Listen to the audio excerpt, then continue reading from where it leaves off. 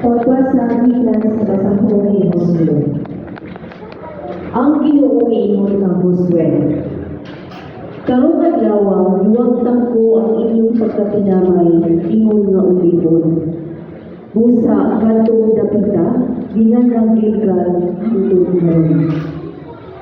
Samtang ang mga Israelita nagkampi sa Gilgal sa patag nga kasipit sa Jericho, gisaulog nila ang pangiling sa kalsayo sa ikalapulong upat ka adlaw sa bulan. Pagkasunod adlaw, nangaon sila kalanon nga abot sa Kanaan, sinangag nga trigo upang mawalay patubo. Unya mihunong pagulan ang mana ug wala na makabaton niini ang mga Israelita. Sugod ni adtong tuiga, nagkaon na sila kalanon nga abot sa Kanaan. Ang puno sa Ginoo.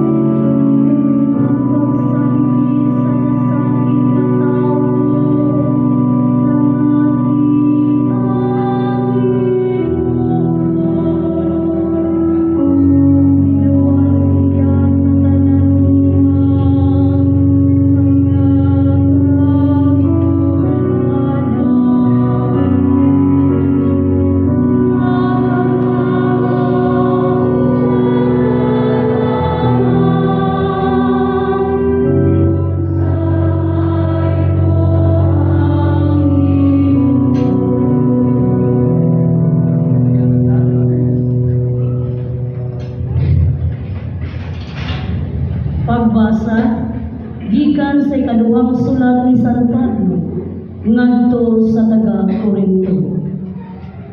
Kay bisan kinsa nga nahiusa kang Kristo, bago na siyang binuhang, ang gaan minagin o binabot na ang bangko. Gibuhat sa Dios kining tanan, ug siya usab nga nagpasigpuli kanato ngadto kaniya. Pinaagi kang Kristo o giatagan kita niya sa buluhaton sa pagsigpuli sa uban ngadto kaniya. Mao'y among mensahe nga ipasigpuli sa Dios ang tanang tao ngadto kaniya pinaagi kang Kristo. Ang Dios wala mag-isip sa ilang mga sala o gihatagan kami niya sa mensahe unsaon niya pagpasigpuli kanila ngadto kaniya. Busa ania kami gipadala ni Kristo ug sama na nga ang Dios gayon ang nangalyupo kaninyo pinaagi kanamo. Sa ngalan ni Kristo hangyoon kamo namo nga makigpuli kamo sa Dios. Walay sala si Kristo, apan gipaapit siya sa Dios sa atong sala aron kita sa atong pakikiusa kaniya makaambit sa pagkamatarong sa Dios. Ang pulong sa Ginoo.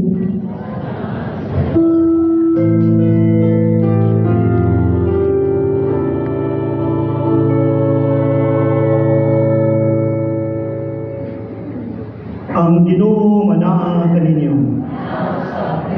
Kinudlo gikan sa Ebanghelyo sumala ni San Lucas.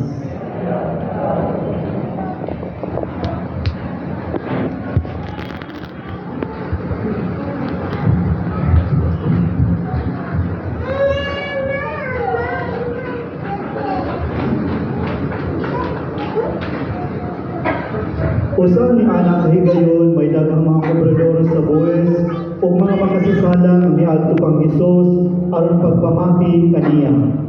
Unya ang mga Pariseo ug mga magtutudlo sa balaod nagpagulpol kadagimon.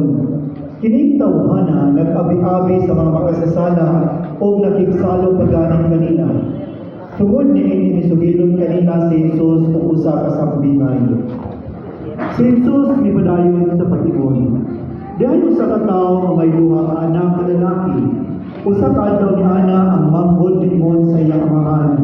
Tay, hatagi na ako sa akong bahin sa mga katigayunan. Busa tibahin sa amahan ng katigayunan tali sa duwa niya ka anak. Tapos sa pipila ka adlaw gibaligya sa manghod ang iyang bahin o bilangyaw siya sa layong dapit diin giusikan niya ang iyang salapi sa mga kahilayan hangtod nga nahulog ang tanan. Unya miabot ang usa ka dakong gutom miadtong dapita o gihatod siya ngadto sa pagkawala kayoy naog. Busa mialagad siya sa usa ka mga molubyo miadtong dapita o gidala siya ngadto sa iyang uma aron pag-atiman sa mga baboy. Tungod sa kagutom, buot unta ni siyang mukaon sa bunga sa kahoy nga gilaw sa mga baboy, apan walay ihatag kaniya. Sa katapusan, nagkaanggo siya sa dakong sayo o minimon siya. Nagsubra ang pagkaon sa kanang sinuhulan sa akong amahan, apan ako aniya hapit na mamatay sa kagutom. Busa, mupahawa ako niining dapita mo mauli adto sa akong amahan o sultihan ko siya. Tay, nakasala ako sa Dios o kanimo. Pili na ako angay tawgon nga imong anak, isipan na lang ako nga usa sa imong mga sinuhulan. Busa, pilakaw siya o mipauli ngadto sa iyang amahan. Apan layo pagani nga ayon siya sa ilang balay, nakakita na ang iyang amahan kaniya, naluoy siya sa iyang anak o bidagan pagtakbo kaniya o unya bigakos o bihila kaniya. Ang anak tiingon sa amahan, Tay, nakasala ko sa Dios o kanimo, dili na ko angay tawgon nga imong anak, apan ang amahan gitawag sa iyang mga sulugoon. Dali, miingon siya, dagangali ang labing mga nindog nga bisdi o isulob kaniya, sulob usab o singsing ang iyang tudlo sa patos siya, o kuhaa ang linami nga naming baka o gihawa kay magkumbira kita. Kay kining akong anak namatay na, apan karon nabuhi. Nawala siya, apan karon hikaptagana. Busa isugdan nila ang kumpera. Niini higayuna dito sa uma ang anak ng magulang. Sa iyang nang pagpauli o sa diha ng duol na siya sa balay, nabati niya ang huni sa panagsayaw. Busa, iyang itawag kumusa sa mga sulubuon o iyang ipangutanan. Nag-unsa man kamuliha, nitubag ang sulubuon. Ang imong bangkod, mipauli na o gipakihaw sa imong amahan ang linaming nating baka, tungod kay nahiguli na ang maayong lawas ang imong igsuon. Nasubok pag-ayo ang magulang o minumili siya pagsulod sa balay. Busa migula ang iyang amahan o gialam-alaman siya aron mosulod. Apan mitubag siya.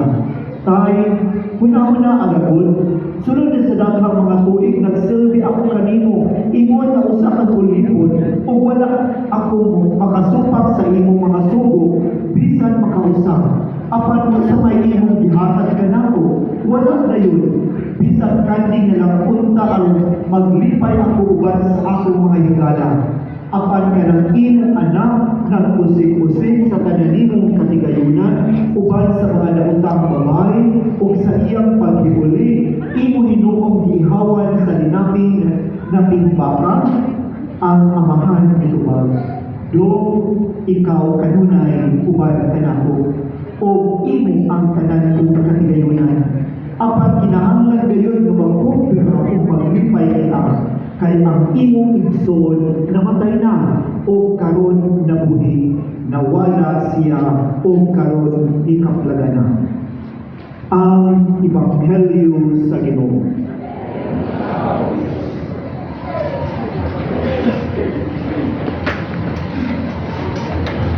Mga kaigsunan ko yan ni Kristo, naka-experience ba kamo o homecoming sa high school ninyo? Class reunion? Dako kayong ubang mga madre. Unsay inyong debate sa maong homecoming or class reunion? Nalipay. Mga inahan o amahan, naka-experience ba kamo nga ang inyong anak milangyaw unya ni uli gi-surprise ka sa maong bisita? Naka-experience wala? Uy, English man, yes. Unsay inyong gibati? Nalipay. Nalipay tungod kay nakita na hinabing ang former mga classmates. Nalipay tungod kay nauli ang imong gibingawang anak. Mga kaigsunan, karon ikaupat nga Domingo sa Kwaresma, ang atong Ebanghelyo naghisgot sa sambingay mahitungod sa anak nga mausikon o the parable of the prodigal son base sa Ebanghelyo ni San Lucas.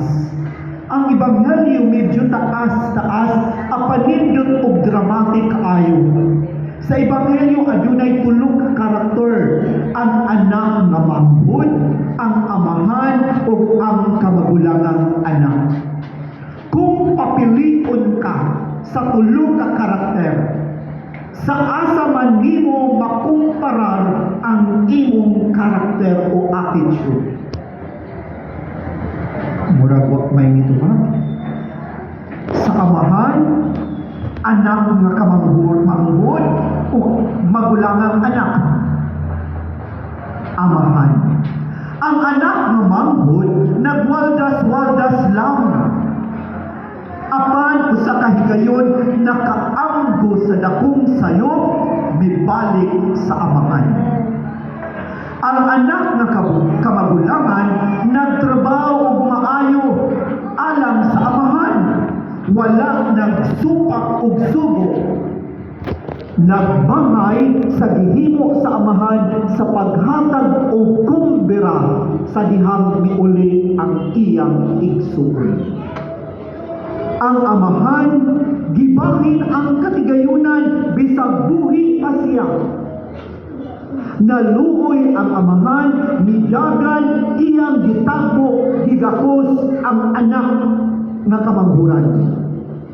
O sa dihang ni pauli ang anak nga kamugulangan, nagkumpira, wala misulod sa balay, ang amahan migula usab sa balay, iyang gialam-alaman ang kamagulangang anak aron musulod. Asa ka? Kinsa ka? Anak nga manghud, anak nga kamagulangan, amahan nga mausikon sa iyang gumba. Mga kaigsunan sa atong pamalandong, tuguti ako sa pagtanaw og duha ka detalye sa atong ebanghelyo. Una, ang pagkaanggo sa dakong sayo. Ikaduha, ang pagkumbira o paglipay. Una, pagkaanggo sa dakong sayo.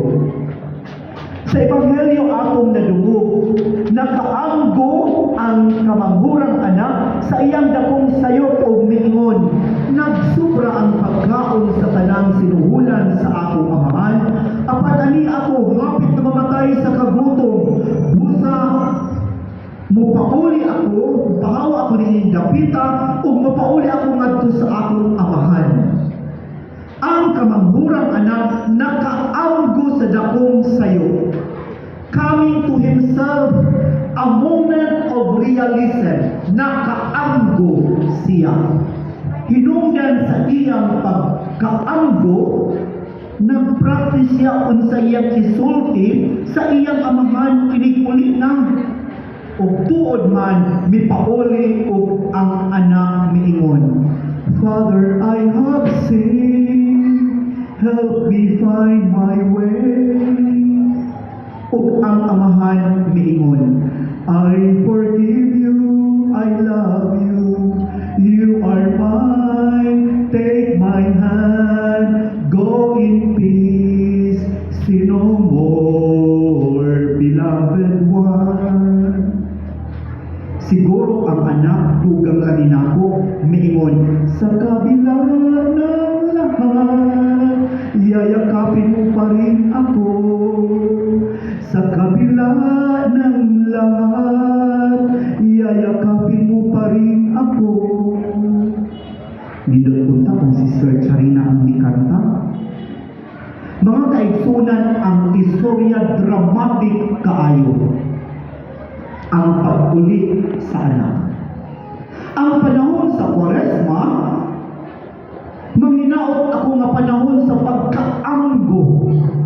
A moment of realism na kinahanglan mubalik kita sa amahan, mubalik kita ngadto sa Dios, pinaagi sa pagkumpisal, pinaagi sa pagpagpo sa atong kaugalingon. Ang dakong pangutana mga kaigsunan, kaya ang Kwaresma panaw man, asa namang kadapit sa imong panaw, padulong sa pagbalik sa amahan. Asa na kadapit? Padayon pa ba ang imong pag-usik-usik o pagwaldas-waldas? O nag-aanggo ka na sa imong dakong sayo? O kaha, naglakaw na ka, padulong pagbalik sa amahan. Niining Dominguha, muhunong kita o tanaw nato ang atong kaugalingon kung asa na kita sa maong panaw. O hinaot mga kaigsunan, makaanggo kita. We will come to our senses na kinahanglan kayon mubalik kita sa amahan. Kay ang Kwaresma pagbalik ngadto sa amahan. Ikaduhang detalye nga atong tan-aw, magkumbira o maglipay kita. Ang amahan miingon sa dihang miuli ang kamangurang anak. Dad ang Maria ang labing maanindot na bisti o isulob kaniya, sulobi usap o sisi ang iyang tudlo o sa patusi siya o kuhaa ang linaming na napigbaka o ihawa kay magkumpira kita. Ang amahan misulti sa iyang kagulangang anak sa dihang nagdumili pagsulod sa balay, miingon ang amahan, "Dong, ikaw kanunay uban kanako ug imo ang tanan kong katigayunan, apan kinahanglan gayon nga magkumbira ug maglipay kita kay ang imong igsuon namatay ug karon nabuhi, nawala siya ug karon gikaplaganan. Magkumbira ug maglipay kita." We must celebrate and rejoice. Ang ikaw-pang na Domingo sa Quaresma na ilang Alitari Sunday. Rejoice, pagmaya, pagsadya, hinungdan kung inyong mamatidyan ang vestment sa pari, kulay rosas. Kay ang kulay rosas nagpahinumdum o paglaom. O maglaom kita, magsadya kita, kay hapway na kita sa atong panaw padulong sa Quaresma, padulong sa Pasko sa pagkabanhaw, o tinuod gayon na ang tema paglipay, pagsadya. Apan ang pangutan ng mga kaigsuonan sa unsang paagi, maglipay kita ng ining panahon na, kay balo kita sa gugma sa amahan. Ang sambingay na ilausap, sambingay sa mausikong gugma sa amahan. O kung nakita nato, the running father symbolize sa iyang pag-welcome o pag-akos sa anak. O ang amahan nga migawa sa balay, aron pagpasabot o aron pag-awhag sa kamulangang anak, sa pag-ambit, sa pagsalmot sa selebrasyon. Mao kini ang timaan o imahen sa amahan o Diyos na nagpaabot sa kumpisalan aron pagpasaylo sa mayuol kaniya. Aron sa makausapa, mahibalik ang tao sa katilingban o sa simbahan. Ang pagkaanggo sa grasya sa Ginoo mao ang hinungdan sa pagsadya. Usbon ko mga kaigsunan, ang pagkaanggo sa grasya sa Ginoo mao ang hinungdan sa tumang pagmaya. Apan adunay mga higayon nga dili kita makasalmot sa kumbera, dili kita magsadya o pagmaya sa unsang mga higayon. Una, kung kita attached sa mga sala o padayon ang paghimo sa atong mga favorite sins. Na ba may mga favorite sins? Well, dito. O ikaduha, dili kita makaambit sa kumpira, makasalmot sa pagsadya kung kita nagtrabaho alang lang sa balos o ganti nga hinungdan nga aduna kita'y kasuko o kasina. Resentment of envious. Mga kaigsunan, kining duha kababang nagsimbolo niya sa anak nga kamangburan o anak nga kagulangan. Nan imbitaron ko ka mga kaigsunan, pag-examine sa atong mga kaugalingon, kuhaon ang mga babag, aron kita makasalmot sa kumbera. We will hear the music in the house and know that we are home. Atong panubog ang sutana, ang tugtog sa sud sa balay, o kita makasayaw o makasalmot sa maong pagsadya. We are at home, nan magsadya o maglipay kita. Sa pagpadayon ng Santos na Misa, atong hinumduman mga kaigsuonan, homecoming means coming to what is in your heart. Mga kaigsuonan, balik sa amahan. Balik sa balay sa Diyos. Balik sa imong kaugalingon. Kay matod pa sa among amahan na service, return to oneself for true dwells in the inner self. Pagsadya pagbaya sa imong pagbalik ngadto sa Dios. Amen. Hinaot paunta. Amen. Talaga po ako sa Diyos, mamahalan, magagawa sa kanan, magbubuhat sa langit ang sa iyo ka, ug ang Hesus Kristo. Yang anak bugtong Ginoo nato nga gipanangkon sa lalang sa Espiritu Santo gianak ni Maria nga Birhen gisakit sa sugo ni Poncio Pilato gilansang sa krus namatay ang ginubong mikunsat sa mga minatay sa ikatulo ka adlaw nabanhaw misaka sa langit nagalingkod sa tuo sa Dios nga Amahan makakagahom sa tanan di ka dito mubalik siya ang paghukom sa mga buhi o sa mga minatay.